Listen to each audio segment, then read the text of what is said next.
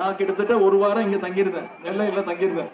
தாமிரபரணி ஆற்றில கிட்டத்தட்ட 800 இடங்கள்ல உடைப்பு ஏற்பட்டுச்சு. வெள்ளத்துல சிக்கிய 15,000 பேரை மீட்டு 150 தற்காலிக முகாம்களை தங்க வைத்தது நம்முடைய தமிழக அரசு. நம்முடைய முதலமைச்சர் அவர்கள் இந்த பகுதிக்கு வந்து பல்வேறு நிவாரண உதவிகளை சமீபத்தில் ஒரு மாசத்துக்கு முன்பு வந்து வாங்கிட்டு போனார். வெள்ளத்தால் உடைப்பு ஏற்பட்ட இடங்களை சரி செய்ய தற்காலிக உடனடி நிதியாக ரூபாய் 100 கோடி ரூபாய் ஒதுக்கப்பட்டது. அதேபோல தூத்துக்குடி, திருநெல்வேலி வெள்ளத்தில் உயிரிழந்த 58 பேருடைய குடும்பங்களுக்கு தலா 5 லட்சம் வீதம் ரூபாய் 3 கோடி ரூபாய் தலைவர் அவர்கள் வழங்கினாங்க. அதேபோல் கால்நடைகள் இழப்புக்கு ரூபாய் 35 கோடி ரூபாய் தலைவர் அவர்கள் ஒதுக்கினாங்க. திருநெல்வேலி மாவட்டத்துல 6,40,000 குடும்பங்களுக்கு ரூபாய் 6,000 வீதம் 383 கோடி ரூபாய் நிவாரணம் வழங்கினார் நம்முடைய கழக தலைவர் அவர்கள். சுமார் 5,000 குடும்பங்களுக்கு வெள்ளத்தால் வீடுகளை நிலையில புதிய வீடு கட்ட ரூபாய்